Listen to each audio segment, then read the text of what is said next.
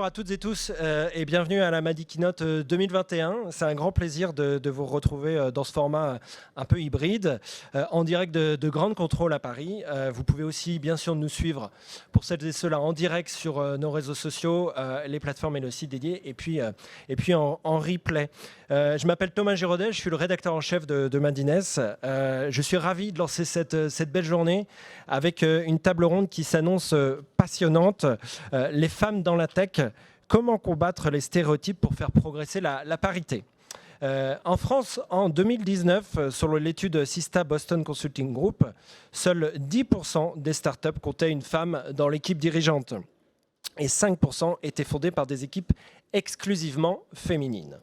Pour ne rien arranger, les startups dirigées par des femmes ont 30% de moins de chances d'être financées par rapport à celles de leurs homologues masculins. Et lorsqu'elles le sont, les sommes récoltées sont moindres. Depuis 2008, elles n'ont amassé que 2% des investissements totaux. Si ces écarts de représentativité sont loin d'être un challenge uniquement hexagonal, le secteur de la tech se révèle être un terreau particulièrement fertile en termes d'inégalité des chances.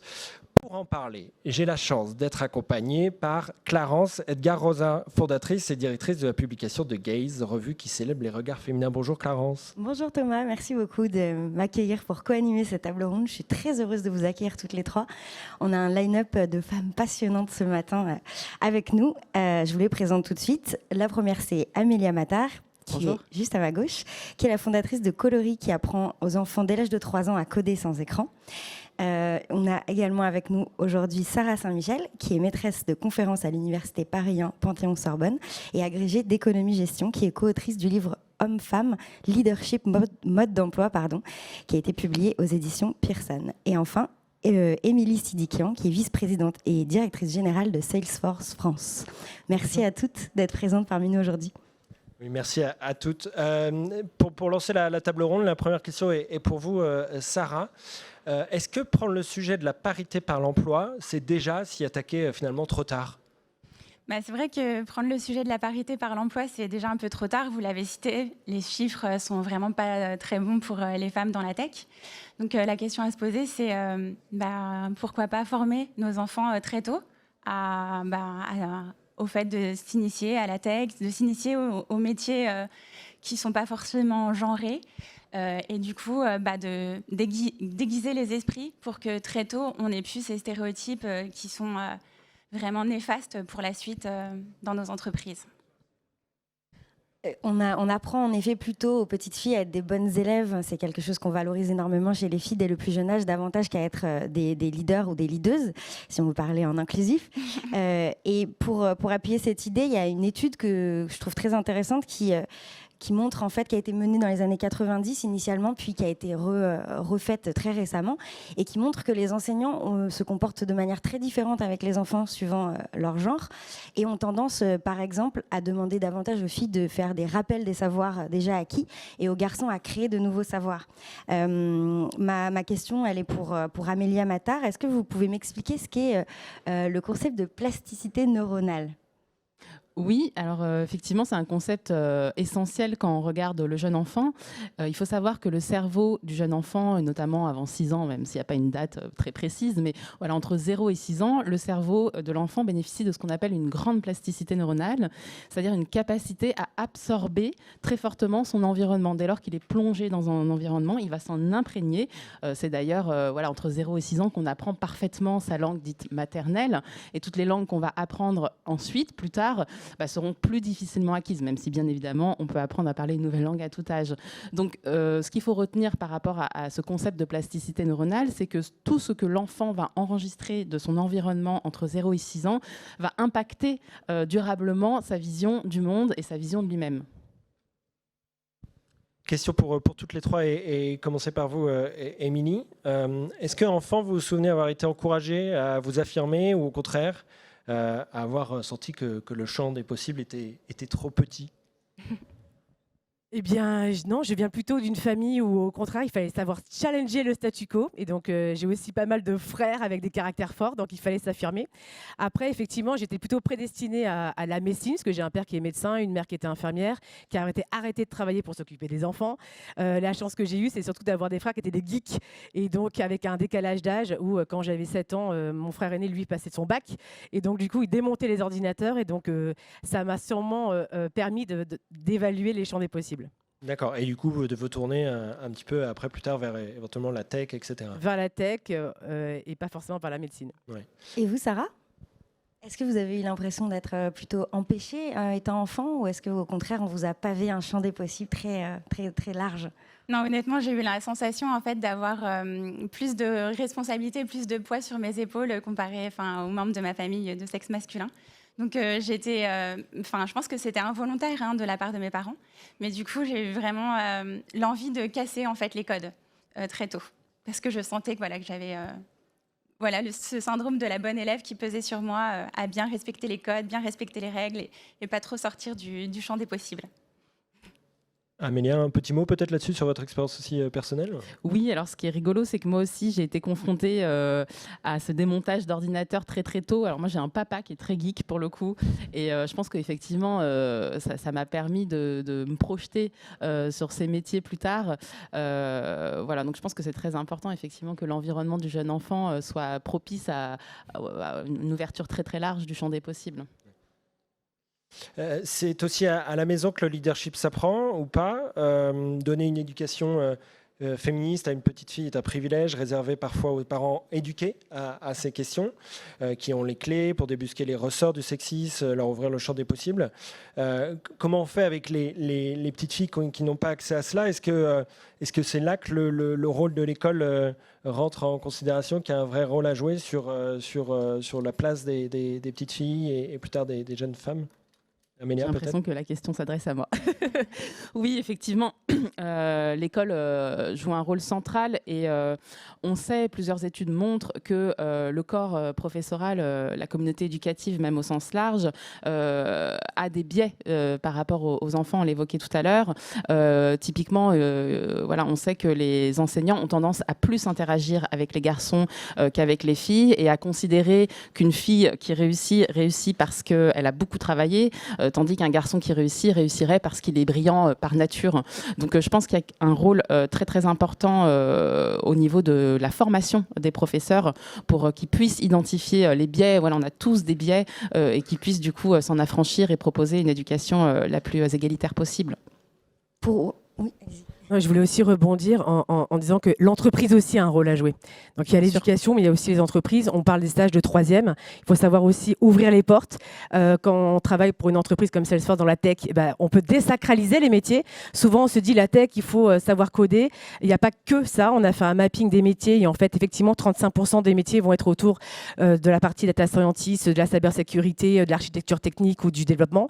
En revanche, il y a 65% des jobs aujourd'hui sur le marché qui sont autour de la tech, qui sont nécessaires, comme la culturation, la gouvernance, la conduite du changement, comme le design, la partie UX, qui sont aussi importantes pour développer la tech. Et ça, je pense que c'est souvent méconnu des jeunes, et donc il faut savoir leur expliquer la diversité des métiers au sein de la tech. C'est-à-dire pour Salesforce, est-ce que vous allez dans les écoles pour leur apprendre? Et j'avais une petite relance sur ce que vous venez de dire.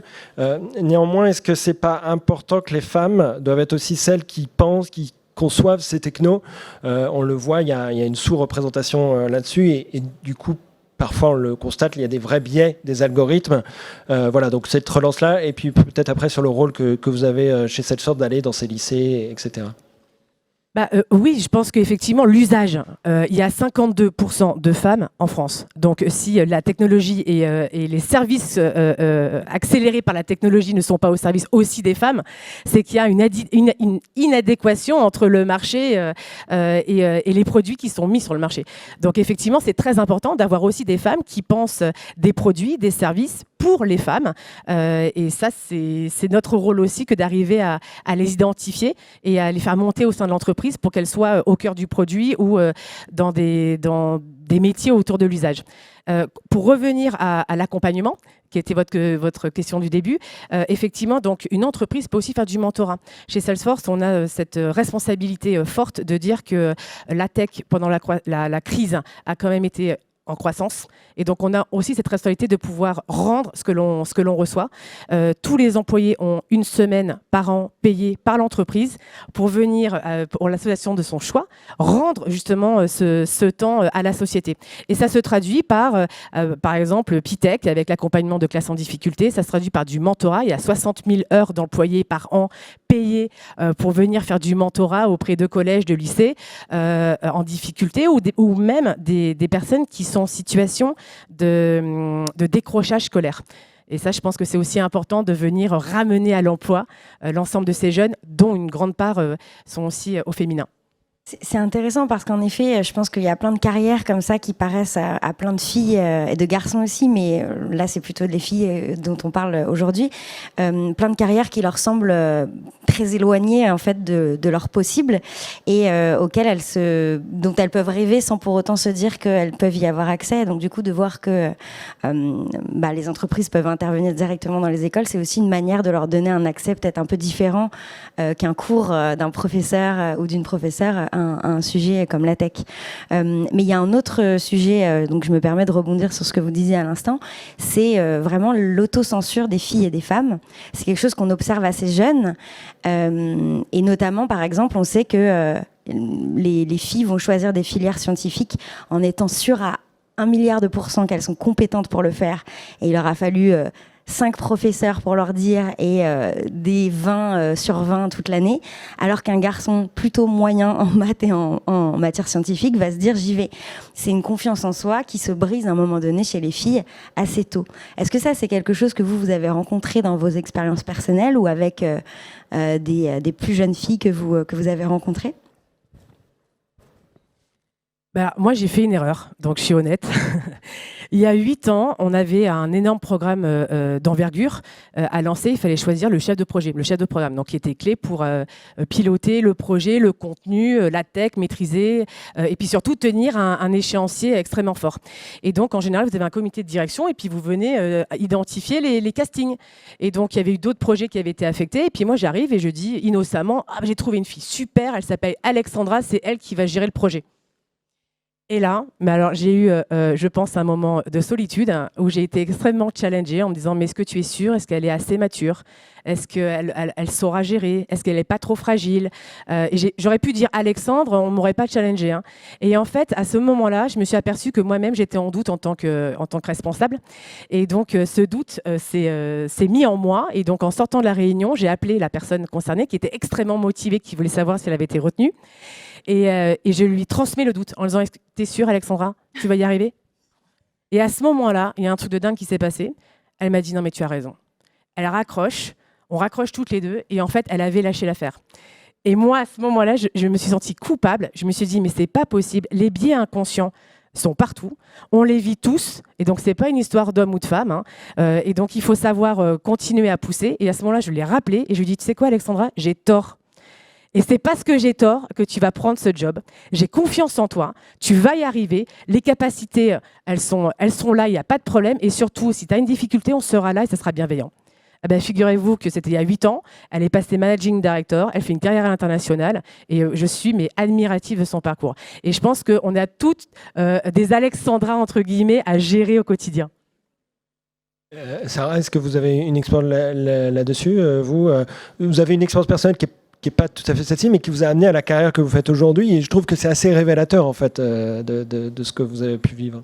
Non, mais effectivement, l'expérience d'Émilie est vraiment flagrante, en fait. C'est-à-dire que nos stéréotypes, nos biais de perception sont aussi bien attachés aux femmes qu'aux hommes. Et donc, ces croyances limitantes, elles nous empêchent, en fait, de se projeter et de prendre des positions, en fait. Et la problématique pour les femmes, c'est que sur les postes, notamment dans la tech, qui sont hyper stéréotypés de manière masculine, avec de l'expertise, beaucoup de connaissances scientifiques, c'est pas du tout des métiers qu'on attribue naturellement aux femmes. Et donc, par conséquent, elles vont avoir un chemin beaucoup plus compliqué complexe, beaucoup plus compliqué. Et cette question, est-ce que tu vas être capable?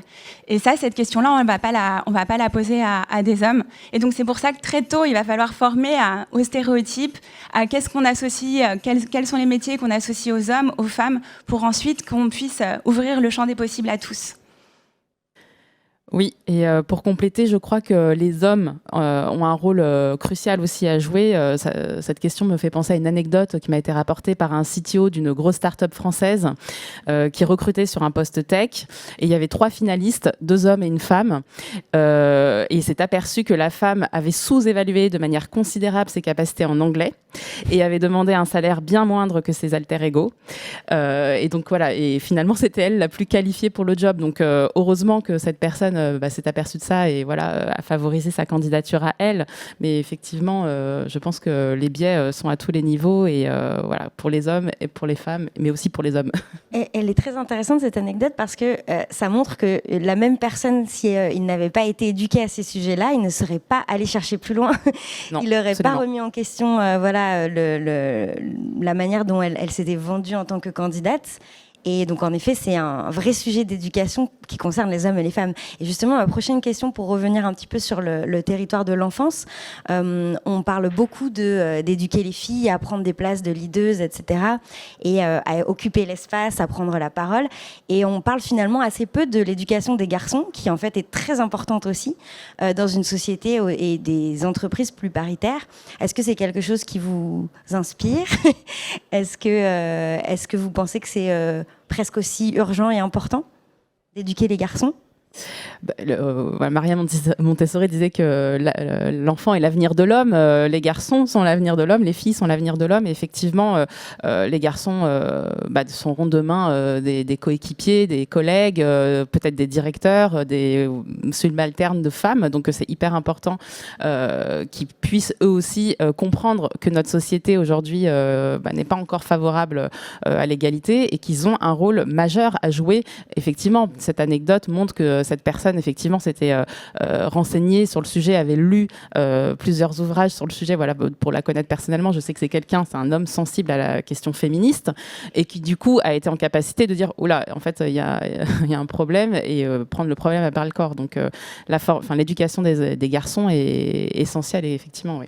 C'est ce que vous voyez avec Coloris quand vous intervenez dans les écoles, dans les collectivités. C'est quelque chose que vous essayez de faire à votre niveau.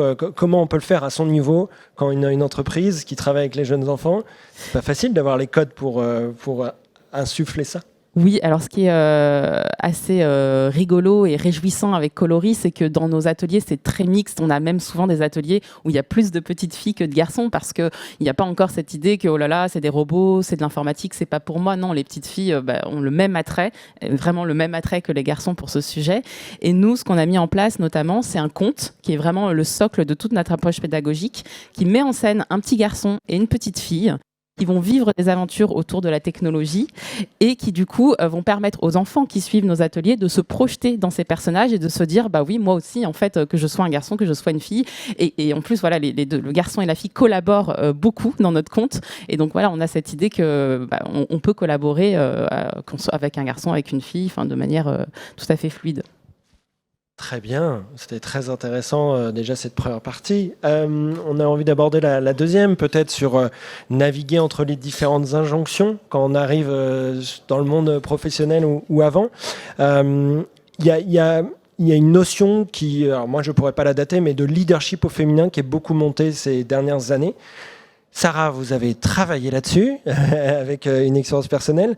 Est-ce qu'il existe un leadership au féminin, comme certains voudraient le dire, avec plus de bienveillance et des choses comme ça? Alors effectivement, oui, on a souvent entendu parler du leadership au féminin, comme quoi les femmes auraient des qualités naturelles de bienveillance, de sympathie, de douceur, de collaboration.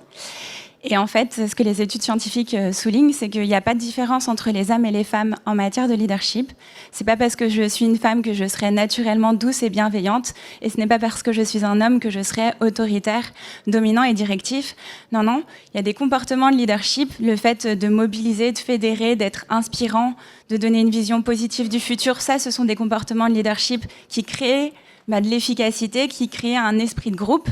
mais peu importe le sexe de l'individu. Et là, en fait, on revient à nos stéréotypes et à nos idées et nos biais de perception qu'on appose aux hommes et aux femmes. Le leadership n'a pas de sexe, en fait. Voilà. Néanmoins, notre société a quand même tendance à valoriser un modèle de leadership un peu viril, voire de virilité toxique. Je pense qu'on peut parfois l'appeler comme ça. Et donc, du coup, est-ce que vous pensez qu'un autre modèle de leadership peut être valorisé, qui pourrait inclure aussi bien les hommes que les femmes, puisqu'évidemment, vous l'avez rappelé, ce sont des caractéristiques qui sont parfaitement construites socialement et pas du tout naturelles. Mais est-ce qu'un autre modèle de leadership pourrait, vous pensez, être valorisé dans notre société à l'avenir? Est-ce que c'est un futur que vous imaginez? Du coup, oui, tout à fait. En fait, ce qu'on voit aujourd'hui, c'est que les anciens modèles de leadership très dominants, très top-down, ne sont plus du tout efficaces. On n'attend plus de ça d'un manager ou d'un directeur. On attend qu'il soit proche, qu'il soit coach, qu'il soit un facilitateur, qui nous donne une vision inspirante. Et donc, du coup, cette notion et ce rapport au pouvoir, il est complètement différent. On n'attend plus que quelqu'un soit complètement déconnecté de la base. Au contraire, on attend qu'il soit là, présent et qu'il nous soutienne. Donc ce sont des nouvelles attentes de la part des collaborateurs. Et puis ce qu'on voit aussi, c'est que dans la tech, on a d'autres besoins. Pour pouvoir créer un projet, on a besoin de collaborer, on a besoin d'échanger. Ce que disait Émilie tout à l'heure, on a besoin de cette expérience utilisateur.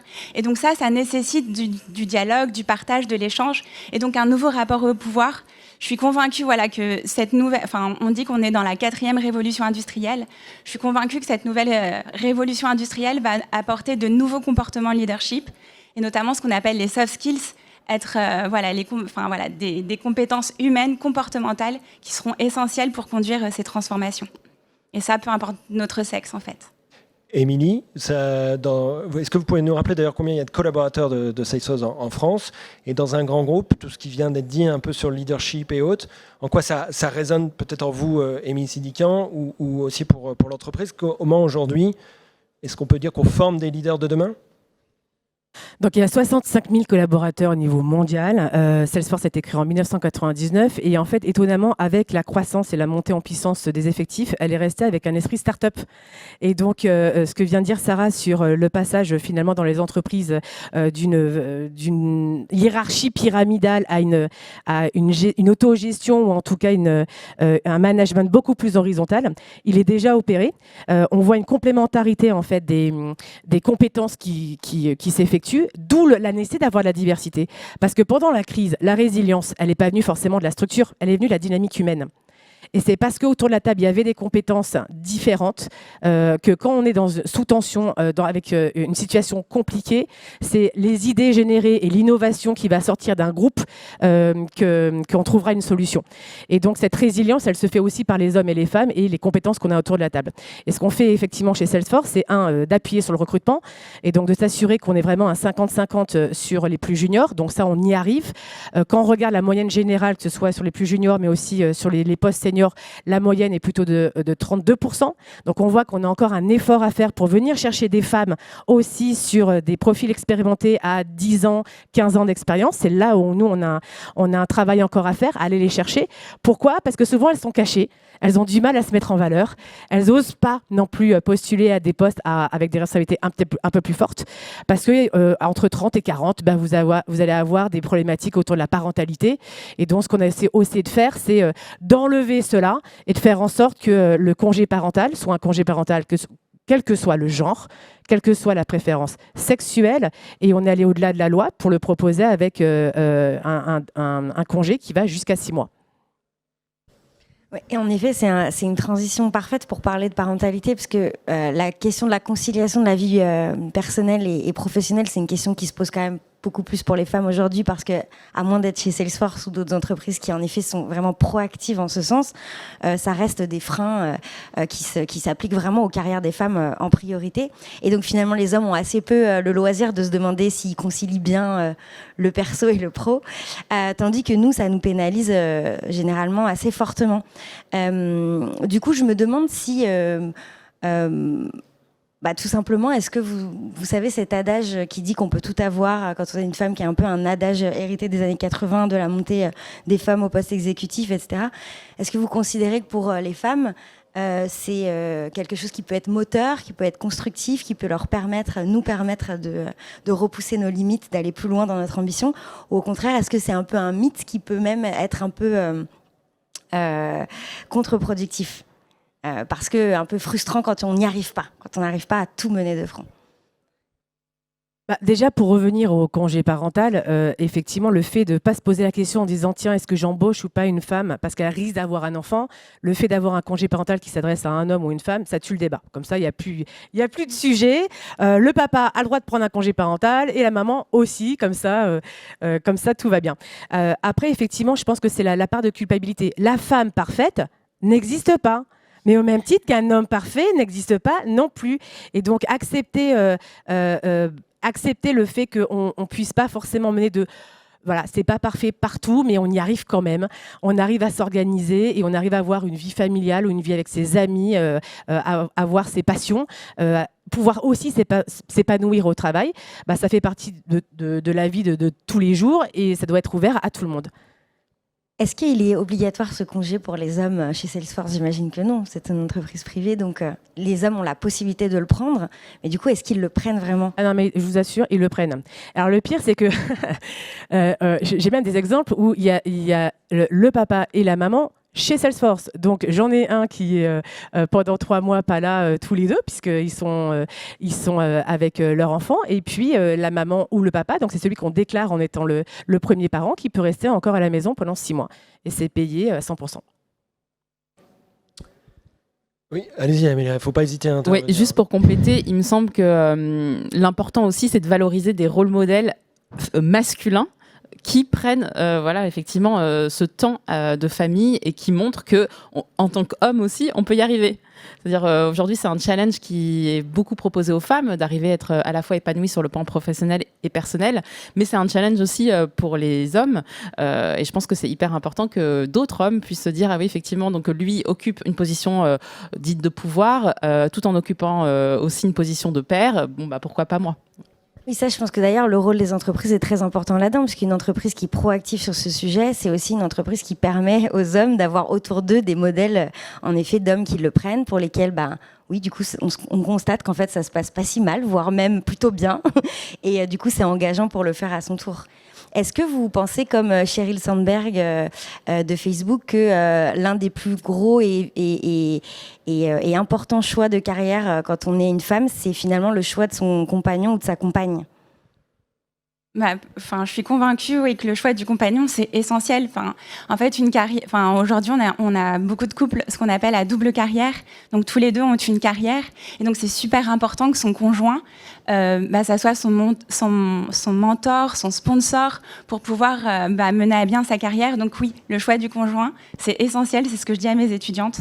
Choisir son conjoint, c'est aussi se projeter aussi dans sa carrière. Tout à l'heure, vous disiez que c'était compliqué de tout lier. C'est vrai, c'est une réalité, c'est pas facile, c'est un parcours qui est long. Je me rappelle, j'avais interviewé une dirigeante du CAC 40 qui me disait, oui, une carrière, c'est un marathon en fait. Donc il faut aussi être humble avec soi-même. Il y a des moments où, effectivement, ça sera plus difficile parce qu'on a les enfants en bas âge, mais une carrière, c'est long.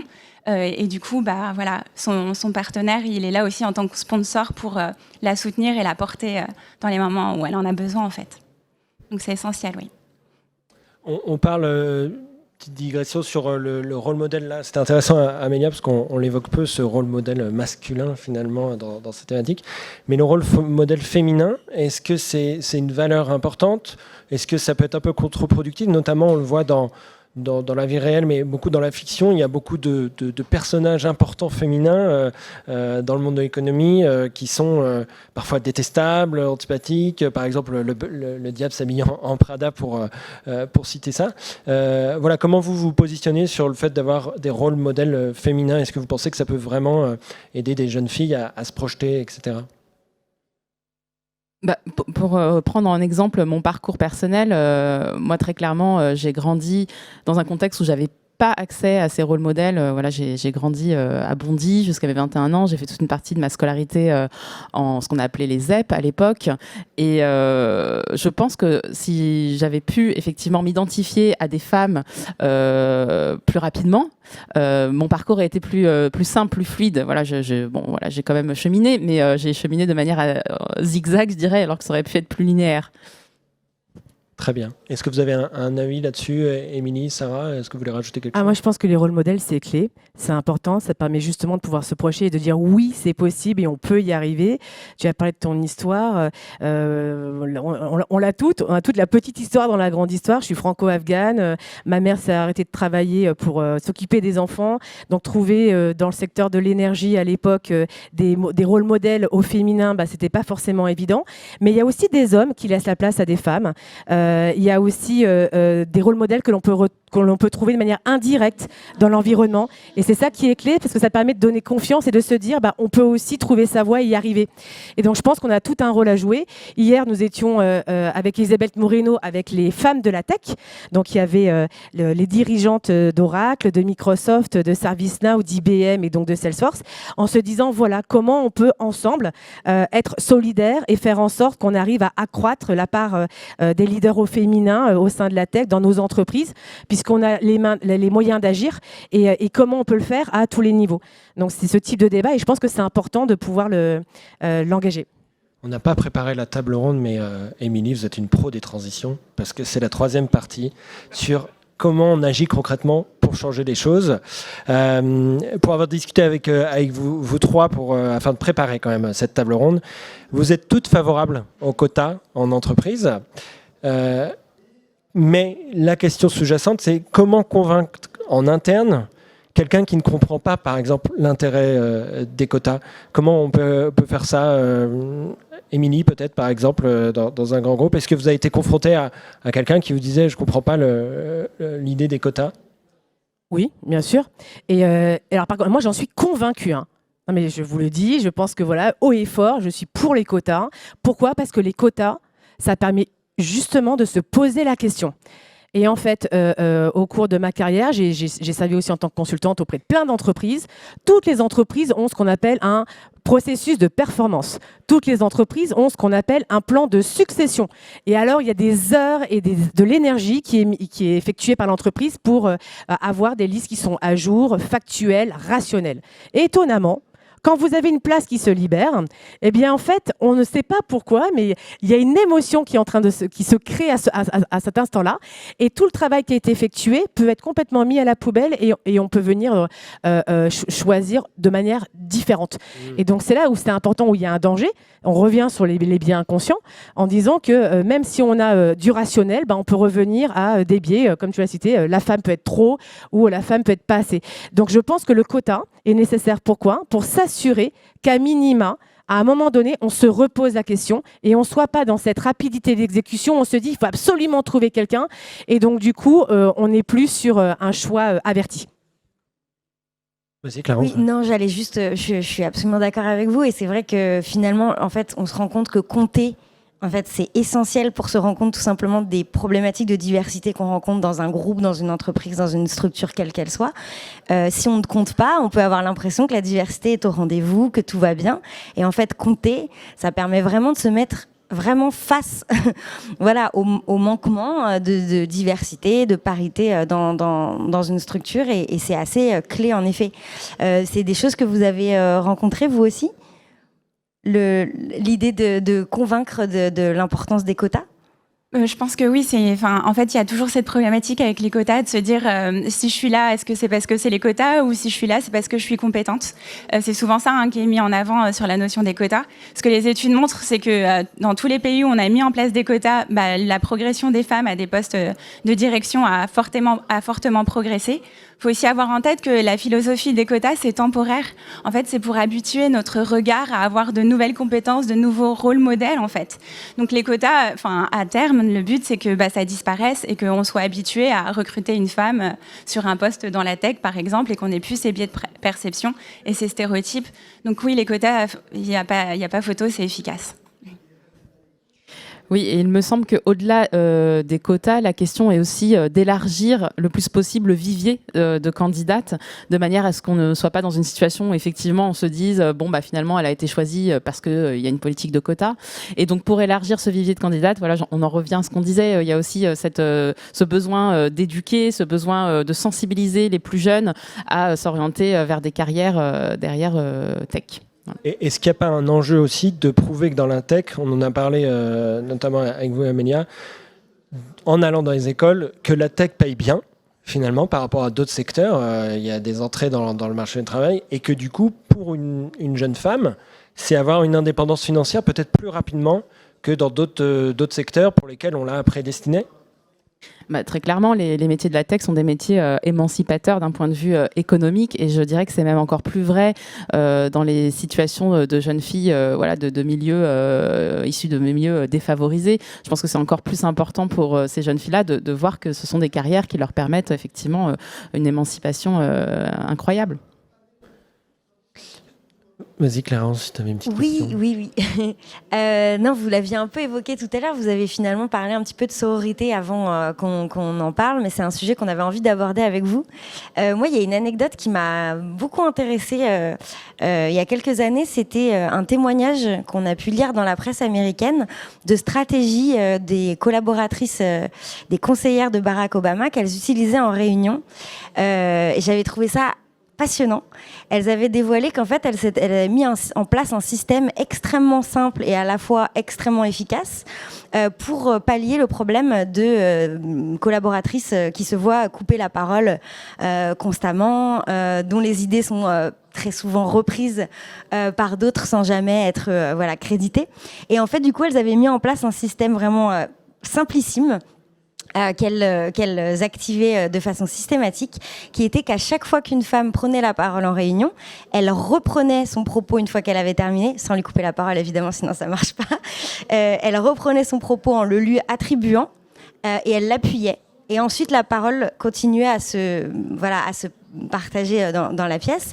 Et tout à coup, elles ont vu un énorme changement. C'est-à-dire qu'elles ont pu constater que les idées revenaient plus facilement à celles qui les avaient énoncées, et puis qu'on coupait moins la parole aux femmes, puisque si on coupait la parole à une femme, il y en avait une autre pour réappuyer l'idée derrière.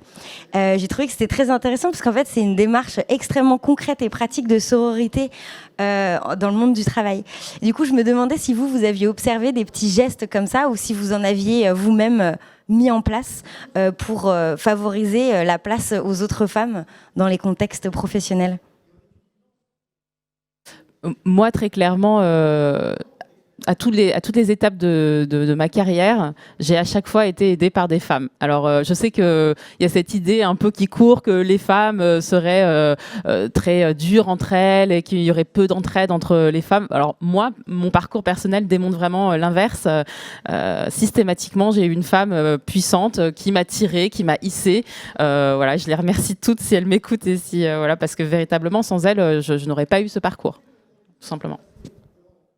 Alors, il y a ce qu'on appelle des equality groups, donc ce sont des groupes sur l'égalité, qui est une valeur fondatrice de l'entreprise.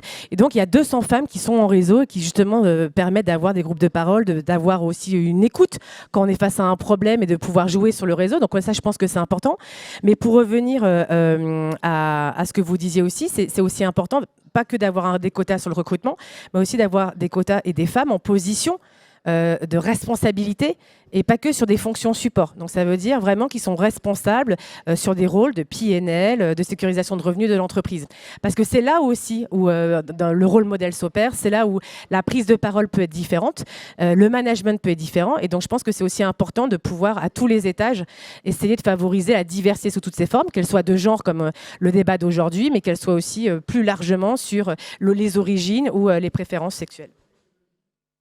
Je pense effectivement, c'est super important d'avoir cet effet de sororité, d'être porté et soutenu par d'autres femmes. Mais ce que les études montrent, c'est que ce qui est super important, c'est d'avoir du mentorat, d'avoir un homme mentor. Parce que ce qu'on se rend compte, c'est que les hommes, ils prennent conscience des difficultés auxquelles sont confrontées les femmes.